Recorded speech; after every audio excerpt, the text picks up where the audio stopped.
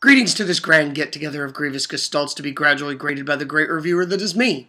I know this isn't a Transformers review, but I feel the need to change it up every once in a while. So I've got 6 General Grievous figures, all purchased due to my ever-growing need to be obsessed with the 8-foot-tall cybernetic Jedi killer.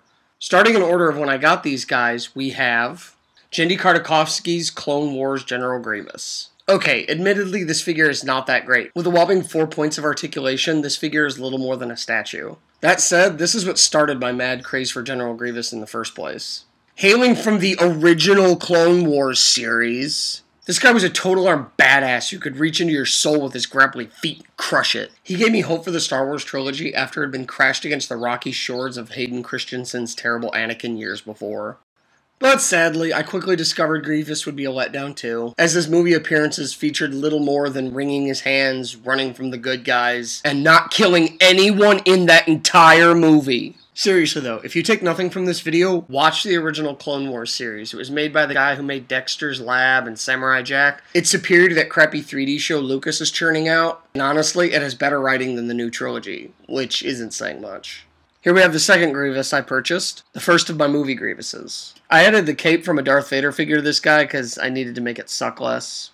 For a long time after I saw Revenge of the Sith, I was really disappointed with movie Grievous. I tried to make myself believe he was still awesome. I also tried to make myself believe that this figure was awesome. Neither were. His feet are too small, his articulation sucks, he's got this stupid gimmick, and he just looks awful. Let's be honest, if you bought this figure, it was to get 4 extra lightsabers. Number 3 on my list is crappy 3D Clone Wars Grievous number 1.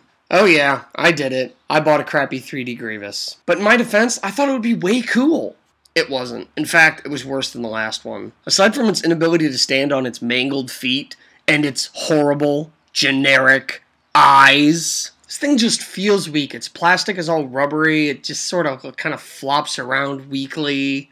This is definitely one of the shoddiest made Star Wars figures I've ever seen.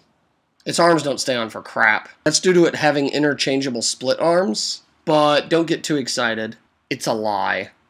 Seriously, this can't be posed in any way not to look like something went terribly wrong at the assembly plant. For some unknown reason, when designing this character for the show, they only gave him 4 fingers per combined hand, so on the split hands, he only gets 2 each, which makes holding a lightsaber really difficult. On a scale from 1 to 10, this is a waste of money. In fact, all the Grievous I have here today are at least worth the money I spent on them, except this guy.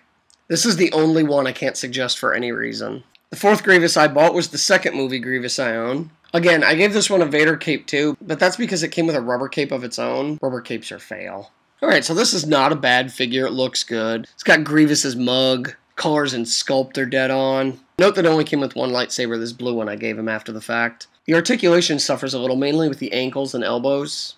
But let's be real, any one of the figures here today could greatly benefit from ball-jointed hips. In fact, why hasn't Star Wars ever made the upgrade from swivel hips to ball joint? Even G.I. Joe had better hips in the 80s. Get it together, Hasbro!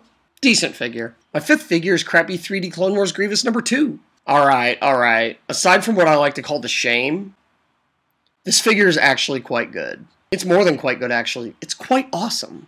He's got removable battle damaged pieces, giving the cool ability to display different looks depending on the day of the week. Even his chest piece comes off. But be careful not to lose it. It doesn't stay in there very well. He has shoulder pads too, but they hardly stay on, and I prefer them off anyway.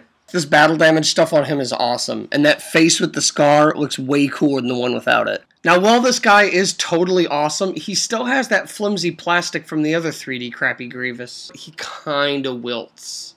And you gotta be careful because his leg tends to come apart at the knee joint.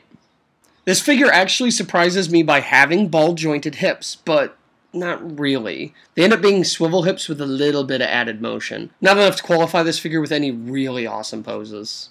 He's got 5 points of articulation per arm and 5 per leg, giving a wide range of movement with his feet.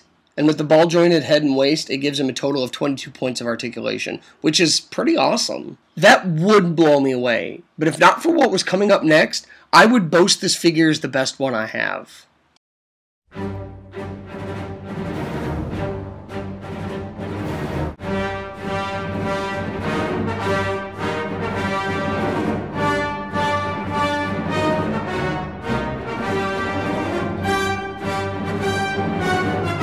Oh my god, if you only knew the awesomeness of this figure. Vintage Grievous directly translates into pleasuring your woman in ways you can't understand. Then it pleasures you in ways she can't understand. And then you both come to accept the fact that your relationship is based on what this figure can do for you sexually. You know, we all had such high hopes for Vader. Especially Yoda. Yoda cried the most. I find it ironic that Vader failed Star Wars fans everywhere, in the same way that he failed the Jedi Council. By being a whiny, emo bitch. But that's okay, because we have this guy. Oh, you're just a whiny bitch, aren't you? Well, this guy's gonna cut you and make all your little emo pain go away. So, this thing is pretty much the greatest Star Wars figure that's ever been produced. To start off, all 4 arms together have 22 points of articulation. That's as many as this figure has in its entire body! Aside from that, there's double knee and 2 joints in each ankle, for a total of 34 points of articulation, so far as I can tell, because he's literally oozing jointage. In fact, the only thing that can make this figure better is ball-jointed hips. It actually really diminishes this figure that he doesn't have that. So many poses become not possible that this character in particular needs. His 4 arms do peg together to become 2, but it severely limits his posability, and as one would suspect, they don't hold together very well. I don't even bother with it. The sculpt on this thing is frickin' awesome. In the movie, Grievous was a panely, cyborgy, spindly demon. And this figure is of a Grievous who's panely and cyborgy and spindly and demony. A warning about the paneliness of this Grievous: sometimes the side panels will pop off. I'm inclined to glue them on at some point. He has a fantastic cloth cape, which is double layered, and is exceedingly movie accurate. So much so that he even has pockets for his Jedi weapons. Jedi Hunter's gob is complete! The cape really works best when you pop off his head and put it under the collar. Alright, so if the articulation, sculpt, and cape weren't enough for you to buy this figure, watch this. Oh my god, his size! Where most Star Wars figures are a standard 3 3/4 inch tall, this Grievous stands an actual full 5 inches. That's an entire different class of figure. That's almost 13 centimeters for you guys across the pond. On top of articulation and posability, coupled with this thing's size, it is probably the most movie-accurate figure ever. My god, this thing even stands proudly. And he's just huge. He is going to roll up in your place of business and stab you, like Vader should have done. Look, if you like Star Wars, even if you hate Grievous, you need this figure. There's a link for the eBay search results for this figure in the description. I've already done the work for you. Buy this figure! Note that there are 2 different versions, the Vintage Collection and the Legacy Collection. The Vintage Collection is the one that comes with the totally awesome cape. The Legacy Collection does not. So in conclusion, this is clearly the greatest standard size, as if, Star Wars figure ever. Does it make up for the awfulness that was the new trilogy?